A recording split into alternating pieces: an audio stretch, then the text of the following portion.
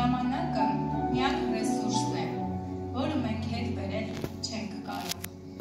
Այն անդառնալիորեն հոսում է։ Ցավոք ոչ բոլորն են գիտակցում դա, բայց երանելի եւ երջանիկ են այն մարդիկ, ովքեր գիտակցում ու հասկանում են,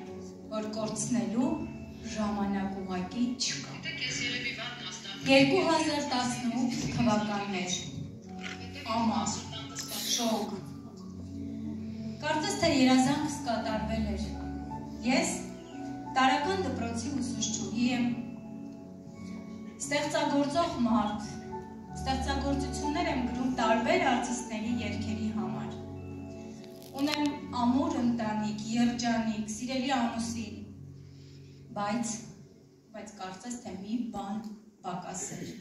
կարող եք գուշակել ինչ? Պրոբլեմներ։ Այո, փող, որը միշտ քիչ է և պակաս է։ Ամառվա մի տաք երեկո նստած ինտերնետում փնտրում էի աշխատանք և հանկարծ տեսա մի գովազդ, որտեղ գրված էր 258,000 դրամ աշխատավարձ։ Վաու, ինչպես թե այսպիսի աշխատավարձ հիմա կա, զարմացա ես, բայց առանց վարանելու զանգահարեցի գովազդը տեղադրող աղջկան, հարցնում եմ, ինչ աշխատանք է, ինչ պետք է անեմ, խոսափողից այն կողմ ինձ պատասխանում են, աշխատել, իսկապես, ծիծաղեցի ես, հետո լսեցի ամենասարսափելի բառը, աշխատանքը Ֆաբերլիկում է, ոչ, միայն ոչ Ֆաբերլիկ, ու անմիջապես այդ պահին իմ աչքի առաջ էր իմ ծանոթներից մեկ, ով ծանր տոպրակներով, բնակարաններով շրջում և վաճառում էր ընկերության պրոդուկտը, բայց ես այդպես աշխատել մտադիր չէի։ Բայց քանի որ իմ հովանավորը շատ հմուտ էր իր աշխատանքում, շատ արագ բացատրեց ինձ աշխատանքի էությունը և որոշեցինք հանդիպել։ Հանդիպումից հետո շատ ոգեշնչված, թվեր առած, որոշեցի գրանցվեցի։ Եկա մի այնպիսի ոլորտ, որ բախվեմ մերժումների ու բացասականի ալիքի հետ։ Ինչպես բոլորիդ հետ, այնպես էլ ինձ հետ։ Երբ առաջարկում էին, ինձ մի կողմից ասում են միայն ոչ Ֆաբերլիկ, մյուս կողմից ասում են դե զզվացրեցիք էլի Ֆաբերլիկ, մյուս կողմից ասում են ես արդեն գրանցված եմ, ինձ այլևս չգրեք։ Եվ ի վերջո ես օր-օրի, ամեն օր հասկանում էի, որ 258,000 դրամը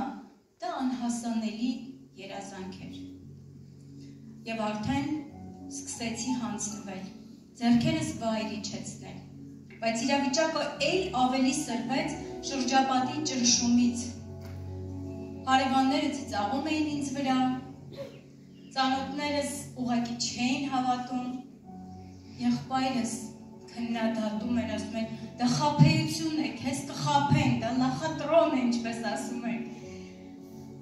Ով, ինչքան դժվար էր, շատ բարդ էր, գլխումս ամեն ինչ խառնվել էր, և ես գրեթե հանձնվել էի, բայց հանկարծ լսվեց զանգը, հովանավորը զանգահարեց, և ես նեղված ասում էի, որ այլևս չեմ ուզում աշխատեմ, իսկ նա ասեց, ուզում ես տնօրեն դառնալ, իհարկե, ինձ դա պետք է, դե ուրեմն գնա և հավաքիր 1000 մերժում, ոնց, սկսեցի ծիծաղել ես, միթե մերժումով տնօրեն են դառնում, այո, մի զարմացիր, ինչպես բոլոր ոլորտներում, մեր ոլորտում ևս գոյություն ունի վիճակագրական տվյալներ, և ըստ վիճակագրության, երբ դուք առաջարկես 1000 հոգու, 10% կընդունեն քո առաջարկը, և դու կդառնաս տնօրեն։ Ես ոգեշնչված գնում էի ոչերի ետևից, ամեն մի ոչից հետո էլ ավելի հզորացած, երբ որ մի ոչ էր ավելանում իմ ցանկին մերժումների, ես հասկանում էի, որ ավելի ու ավելի առաջ էի գնում դեպի իմ տնօրենի ստատուսը։ Այդ ժամանակ ամուսնուս աշխատավարձը 80,000 դրամ էր։ Ինչպես ապրել այդ աշխատավարձով, երբ որ դու ունես 3 դպրոցական երեխա, ծանրաբեռնված ընտանիք, հոգսեր, պարտքեր, մի խոսքով, գրեթե ոչ մի կերպ։ Եվ ես որոշեցի անցնել երկրորդ աշխատանքի, բայց ափսոս, որ ես դա արեցի։ Ինչու՞, որովհետև գրեթե անհնար է երկու աշխատանքի վրա ծախսել 100% ժամանակ։ Եվ ինչ եղավ արդյունքում։ Եղավ այն, որ ես կորցրեցի 600 բալանոց թիվ, կորցրեցի իմ լիդերի ստատուսը և որոշեցի ազատվել աշխատանքից, որոշեցի կայանալ բիզնեսում, հասնել հաջողությունների։ Ես պատրաստ չէի ամբողջ կյանքում աշխատել ինչ-որ մեկի ձեռքի տակ։ Գնացի գործատուի մոտ շատ հպարտ խռովությամբ և ասացի, բայց միևնույն ժամանակ նշեմ, որ դատարկ գրպաններով։ Եկա ու ասացի, ազատեք ինձ աշխատանքից։ Ես գնում եմ Ֆաբերնիկում տնօրեն դառնալու։ Գործատու սկսեց ծիծաղել ինձ վրա, բայց ես առանց վախենալու դա արեցի։ Իհարկե, վախը կար գլխումս, մտքումս, սրտումս, բայց ես չէի մտածում չհաջողելու մասին, որովհետև դա ինձ պետք էր։ Իսկ վերջին կաթիլն այն էր, երբ ես վերադարձա տուն, տեսա դուստրս լացում է։ Ինչու ես լալիս, հարցրեցի ես։ Մայրիկ, ինձ այլևս չուղարկես իմ ընկերների տարեդարձներին։ Ինչու՞, պատասխանեցի, որովհետև նրանք այնքան շքեղ բնակարաններ ունեն, այնքան նոր կահույք, ես ուղղակի ամանչում եմ, մեր տունը հին է, կահույքը հին է, խնդրում եմ, ինձ այլևս տարեդարձ չնշես։ Չեք էլ պատկերացնի ինչ կատարվեց իմ հոգում, ամբողջ ներաշխարհս տակի վրա էր եղել, ու ես հասկացա առավել քան երբևէ հստակ, որ ես պետք է հաջողեմ, որ իմ երեխաները ինձանով պետք է հպարտանան, ու ես դա պետք է անեմ։ Այդ ժամանակ իմ հովանավորի ցանցում կար մի աղջիկ Լիլիթ անունով, ով ամեն կատալոգ նոր ստատուսներ էր բացում, չէ, նախանց չէ, ուղղակի ձգտումը, ուղղակի օրինակ որպես նա ինձ ծառայեց։ Եվ ես այդ ժամանակ հասկացա, որ ամեն ինչ դեռ կորած չէ, եթե նա կարողանում է, կարող եմ նաև ես։ Եվ հովանավորիս հետ միասին դրեցինք նպատակ մինչև դեկտեմբերի 20-ը բացել տնօրենի ստատուս։ Աշխատում էի գիշեր ու ցերեկ, բուռն աշխատանքային իրավիճակ։ Մայրս մի կողմից էր զանգահարում, աղջիկ ջան, արի հանդիպենք մի օր։ Իսկ մեզ բաժանում էր ընդամենը մի շենք, իսկ ես, չէ մամ ջան, ես պետք է տնօրեն դառնամ, ինչ ժամանակ տվեք։ Հարևանուհիներս ինձ կանչում էին զբոսնելու, բայց ես աշխատում էի։ Ինչպես չաշխատել, եթե դու ունես նպատակ։ Օգոստոս ամսին ես բացեցի 600 բալ, վերականգնեցի իմ լիդերի ստատուսը։ Սեպտեմբերին 1200 բալ, հոկտեմբերին 1500 բալ, փոխտնօրենի ստատուս։ Շատ լավ հիշում եմ, հոկտեմբեր ամիսն էր։ Իմ հովանավորը մեկնել էր Մոսկվա ամենամյա միջոցառմանը։ Էկրանից այն կողմ հետևում էի, թե ինչպես է բեմ բարձրանում, ծաղիկներ ստանում, շնորհավորանքներ, հուսմունքից ես էլ իմ տեղը չէի գտնում։ Եվ ես հենց այդ պահին խոստացա ինքս ինձ, որ մի օր ես և իմ գործընկերները լինելու ենք այդ միջոցառմանը։ Եվ այս տարի ես և իմ գործընկերները գնացինք Մոսկվա, ամենամյա միջոցառմանը։ Ինչ խոսք, դա անմոռանալի ճամփորդություն էր, որը խոսքերով փոխանցել չենք կարող, բայց վերադառնանք իմ պատմությանը։ Քնարիկը մեկնել էր բալի հանգստանալու, իսկ ես այդ ընթացքում բացել էի ավագ փոխտնօրենի ստատուս։ Երբ վերադարձավ, արդեն փոխվել էր կատալոգը, հաջորդ կատալոգն էր, և ես հասցրել էի ունենալ 2500 բալ,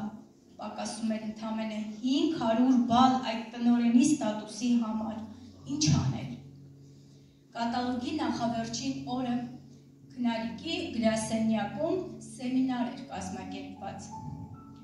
Ես ամեն ինչ պետք է անեի այդ սեմինարին ներկա լինելու համար, գիտեք ինչու,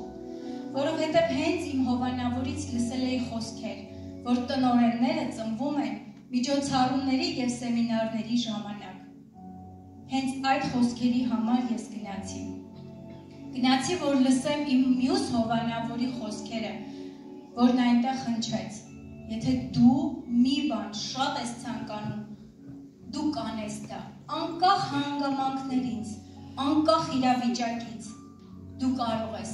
ոչ որ քեզ խանգարել չի կարող բացի ինքդ քեզանից։ Այս խոսքերը անընդհատ ականջներիս մեջ թնդում էր, չեմ էլ հիշում ինչպես եմ տուն վերադարձել։ Արդեն կիրակի էր, հասկացա, որ ես լավ չեմ աշխատել, հանեցի իմ ամբողջ հաշվետվությունը իմ կառույցի և սկսեցի զանգերը։ Զանգը զանգի ետևից, երեկոյան արդեն ժամը 8-ն էր և ես ունեի արդեն 3200 բալ։ Բացել էի տնօրենի ստատուս, ստացա զանգ հովանավորից, որը մի հուսմունքից ճչում էր, գայ, դու տնօրեն ես, դու պատկերացնում ես, իսկ ես սառած, չեմ պատկերացնում։ Միայն այդ պահին լսում էի, թե ինչպես էր սիրտս արագ բաբախում ականջներիս մեջ։ Շատ բարդ շրջան էր, շատ երկար, բայց հաճելի ճանապարհ, որը ես անցա։ Ընդամենը մի քանի օր հետո հայրիկիս հետ գնացինք բանկ ստանալու իմ առաջին աշխատավարձը, որը կազմում էր 495,000 դրամ։ Իսկ միևնույն ժամանակ բանկում այն հարևաններս էին, որոնք ծաղրում էին ինձ, իսկ նրանք վերցնում էին վարկ ամանորի համար։ Նույնիսկ գումարը ստանալուց եղբայրս դեռ չէր հավատում ինձ, բայց երբ որ ստացա և անցավ մի քանի օր ամանորի սեղանի շուրջ, վերցրեց գինով լի գավաթը և ասաց. «Քույրես, ես հպարտ եմ քեզանով, մինչ բոլորը քեզ չէին հավատում, դու համառորեն գնում էիր առաջ, մինչ քեզ ծաղրում էին, դու ուղղակի քայլում էիր դեպի քո նպատակը, ես հպարտ եմ, որ ունեմ քեզ, իսկ գիտեք ինչն էր ինձ ուժ տվել, ինձ ուժ էր տվել իմ հոր խոսքերը, միայն նա էր իմ կողքին և նեցուկ էր ամեն պահի, ով ասում էր, եթե դու ունես իրական նպատակ և դու գիտես այդ ճանապարհը, ուրեմն ետադարձ ճանապարհ չունես, դու պետք է միայն ու միայն գնաս առաջ դեպի քո նպատակը։ Այո, սիրելիներս, շատ շատերը կուզեն ձեզ տեսնել պարտված, չհաջողված, մի պատճառեք նրանց այդ հաճույքը։ Ինչ արեցի ես։ Վերանորոգեցի բնակարանը, փակեցի պարտքեր-բարկերը, գնեցինք ավտոմեքենա